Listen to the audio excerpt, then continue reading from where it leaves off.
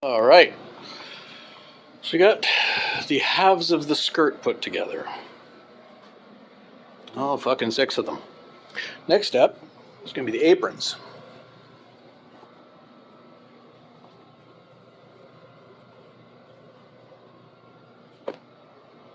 It's like this one here. Got 2 pieces for the top plate, 2 pieces for the hanging part of the apron. Go like that. Stitch the top and bottom together, front and back. Then make it into a bag. Turn it all inside out. I'll stitch the bottom edge, close, and on top stitch the whole thing. So I'll show you doing one of those. Then I'll put the camera down and do the other 2. Okay, so bottom part here goes face up, top part goes face down. You line up the corners. These are 7 by 13 and 19 by 13, so they should both line up pretty easily. Do our back stitch. Again, it's stretch material going this way, so you don't want to stretch it while you're sewing it. You just want to keep it straight. If you stretch it, then it'll get all wrinkly and wobbly and stuff when you fold it out.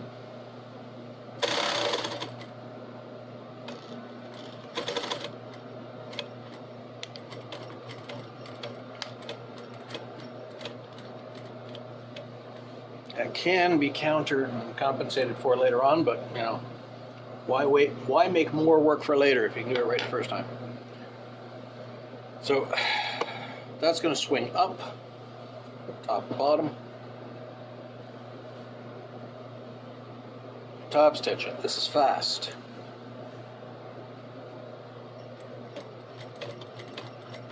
This is fast, unlike those skirt sides.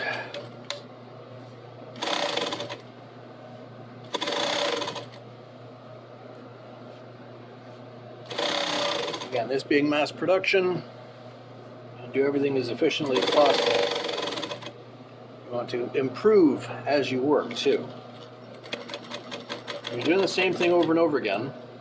Try to make the last one you make better, faster, more efficient, easier than the first one you make. As soon as I've made a number of kilts before in the past, this is not that difficult for me.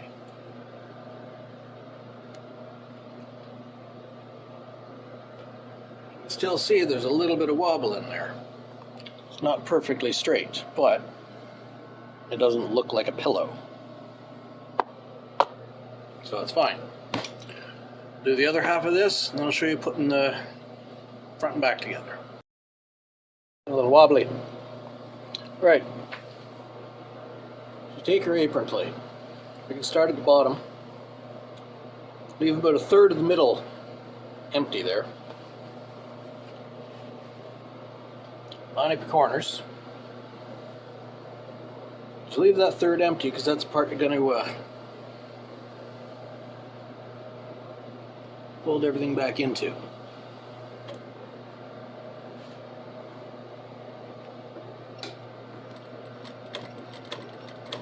That's the part you're going to close after you turn it all inside out.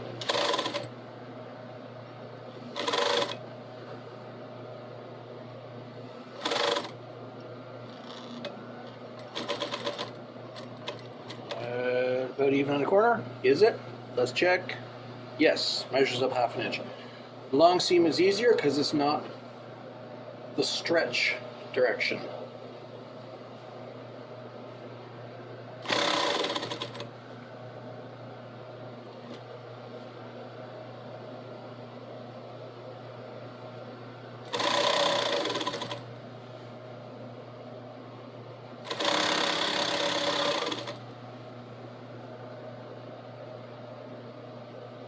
Lucky everything will line up perfectly. Perfect don't exist, but you know, line up damn close. like that did. 1/2 inch, nice. The more difficult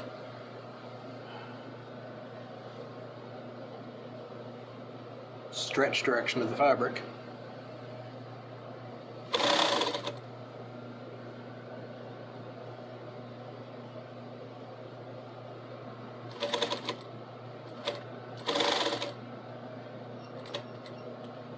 Can still go pretty quick, but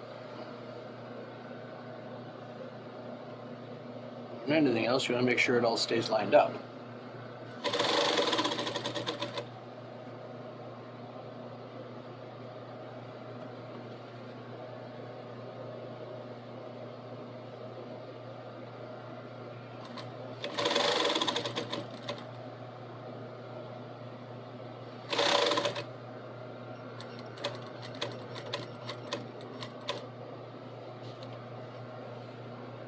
Another easy one, and the short, difficult one.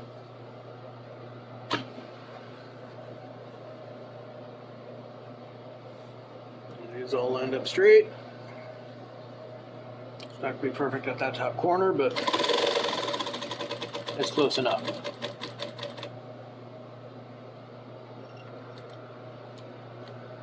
Keep that underneath the presser foot so it doesn't pop out.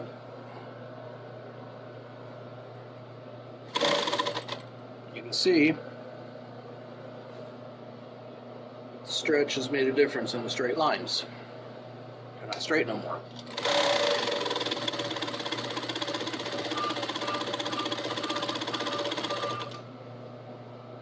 That don't change nothing.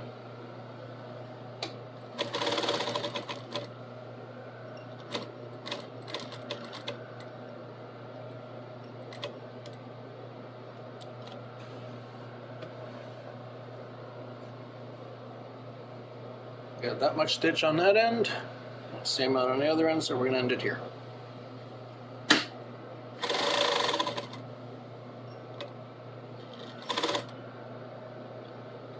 But there's good.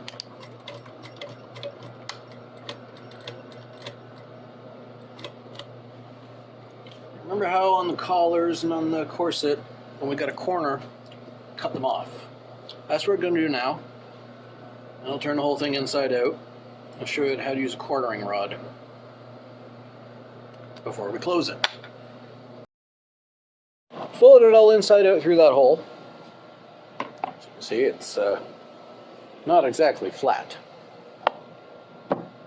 This is a cornering rod. It's rounded on the ends. It's just a steel rod. It's got that little ball on it for an approximation of a handle. You don't really need a special tool. Well, this one's actually brass on one end. Well, on both ends. Neat. But you don't actually need a special tool. You just need a rod surrounded on both ends. Could be plastic, could be anything else. This one's metal. What you do is you put it inside the piece you're working on, and you push the corners just to get them folded out nice. Makes it easier to stitch them flat. Do that. The reason it's a rod is you got to reach up all the way inside to do the top ones. Same thing. And it's rounded on the end so you don't poke through. Make that nice and flat. There we go. Let's do all 4 of those and then do the top stitch.